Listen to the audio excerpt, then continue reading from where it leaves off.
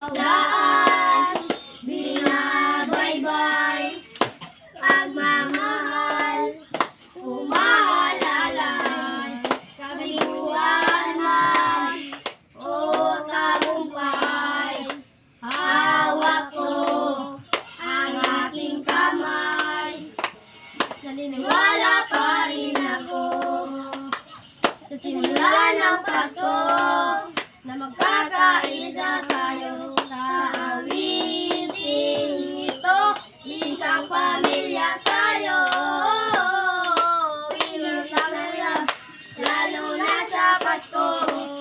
Isang pamilya tayo, sa kilalim bukas na Diyos nating gabay. Isang pamilya tayo, tayo. Oh, isang pamilya tayo, tayo. Oh, ako'y nagtatanong sa tuwing magpapasko, sino nga ba si Santa Claus at saan nakatira ito? Saan ba? Santa Claus, may Facebook ka ba? Kung meron yung email mo para ma-add kita. Santa Claus, may Instagram ka ba? Ang Twitter mo para follow ka at ma-hashtag kita. Ako'y nag-iisip at ako'y nagtataka kung bakit nakasalisaw sa bakit siya mataba, may dalang sa ako. Di ba siya naimusa ng ligaro? Bakit siya nakapula?